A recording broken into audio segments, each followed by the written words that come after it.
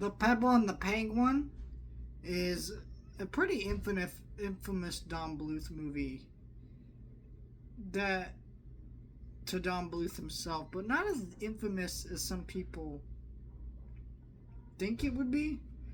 Because here's the thing, Don Bluth made his fair share of bad animated movies, right?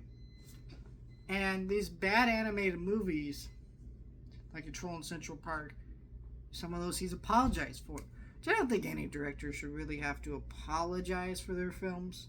You know, this is an industry. If you're trying to make money, you know, you make one shitty project to get another good one funded. You should put your all into every project, but it's understandable that not all projects come out good, you know, and so that's just kind of the funny thing about some of these things. I don't think you have to apologize for your films. Don't ever do this if you're an artist. Don't feel guilty for what you fucking make, is all I'm saying. But anyways, this film is really interesting because Don Bluth is actually not said that this is one of his films publicly. Like, he denounces this film. Not in the same way Troll in Central Park, where he takes credit for it and he apologizes for it. He's literally just, like, pulled the David Fincher with Alien 3, goes, that's not my movie. And it's pretty similar circumstances to Alien 3, though this is a much worse, bigger clusterfuck than that movie, where during the production of this movie, I don't even know all the details, honestly. There's a lot you could read, but I'm not going to be the one to foreball you. But basically, this movie had so many production issues that they rushed this shit out, went to theaters, got fucking trashed by critics. Because straight up, this movie had so much unfinished animation. Literally, like, there were scenes where the animation wasn't even finished. Don Bluth and his team couldn't finish the fucking movie. They literally sent a broken movie to theaters. And not like in the Spider-Man Across the Spider-Verse way where they're making little changes because they're rushing it out. No, like, literally there were scenes where, like, actual parts of the animation weren't even there. And when they did, like, home video releases, especially the Blu-ray release that I have in this MGM family set, it's a pretty good set. There's actually some pretty solid movies in here if you can find this set. Like, it's got Secret Nim, All Dogs Go to Heaven, Fiddler on the Roof, Chitty Chitty Bang Bang. Like, all those are pretty good movies. I recommend all those. Anyways, you know, that's a really, really, really good set for those. But anyways, the movie itself, you know, the animation was cleaned up for those releases and fixed up. But it almost doesn't fix the way it was originally released as just being a clusterfuck. And so I feel like people watch it now won't see how bad this film truly is for the way the people who originally saw it in theaters did. Thankfully, most people didn't. This is another All Dogs Go to Heaven where the movie did moderately well on home video. Not enough to really warrant any sequels.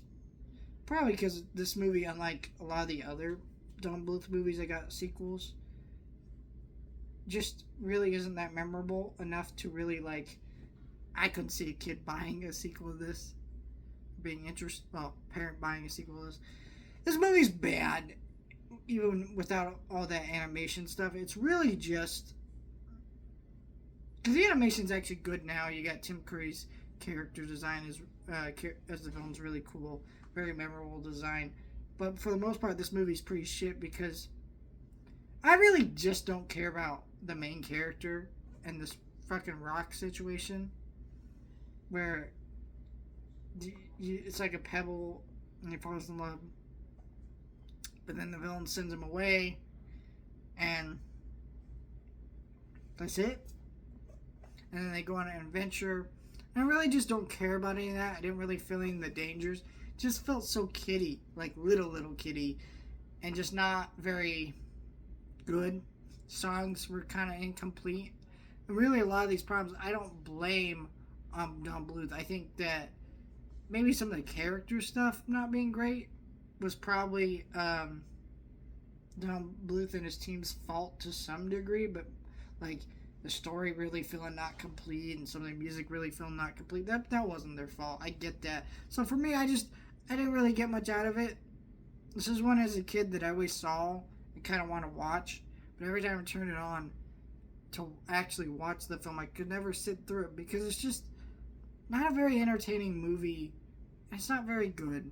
I don't really care about any of the characters. Some of the music's good. I really like the song Now and Forever. Like, I think that's a good song. It's a good opening number.